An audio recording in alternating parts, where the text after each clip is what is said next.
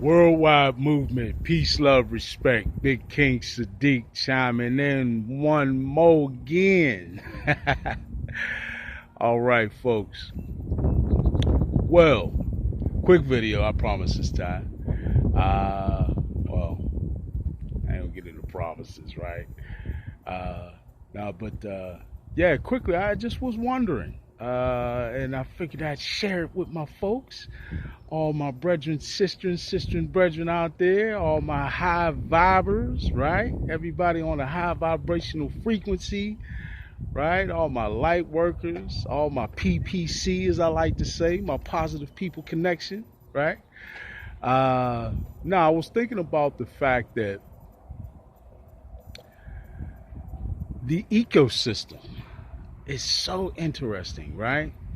And so intricate and so delicate and intertwined, right?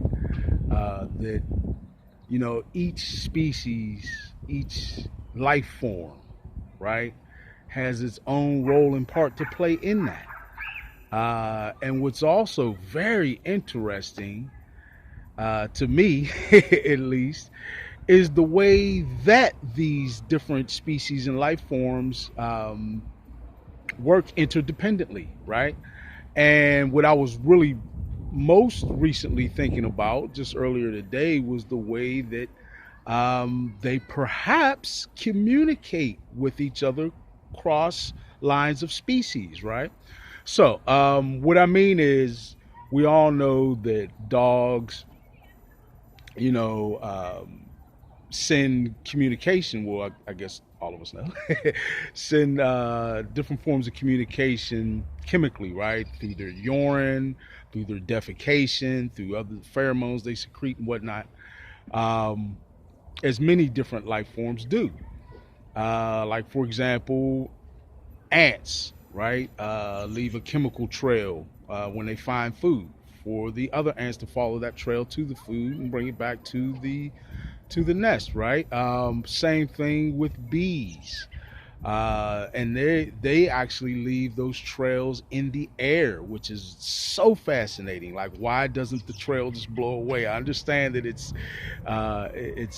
not visible uh, because the particles are too small, but like, they're that dense, and even if they're that dense that they don't depreciate the message that they're trying to communicate to each other, how about the fact that they just actually stay in the same place, right? No matter how the wind is blowing, no matter the weather conditions, um, you know, you if you sit there, you'll watch bees will follow the exact flight pattern of the previous bee when they come past you, and that to me is fascinating in itself, right? But then I got to thinking, what if not only do the bees communicate with the bees and the ants with the ants and the dogs with the dogs and so on and so on, but what if the bees pheromones are picked up, or their chemical markers and whatnot are picked up by the senses of the dog, right? What if the ants pick up on what the dog leaves behind in form of chemical communication? I mean, like, cross species. This is really very interesting. What made me think of it, I was walking my son's dog. Shout out to Zeus. Shout out to my son Daniel. My daughter Aisha. My son Jose. Um, have three children. My granddaughter. I have one granddaughter. Excuse me, Araya. One grandchild. But anyway, back on task. Yeah, so I was walking the dog, and he was doing his thing, and I'm thinking, what if there's something in the chemical message that the bees are leaving behind, or perhaps the ants or whatever, that gives him a signal, particularly in certain areas of grass and whatnot that I noticed. He'll gravitate towards that. This is a spot you need to defecate so that you can fertilize the soil, right?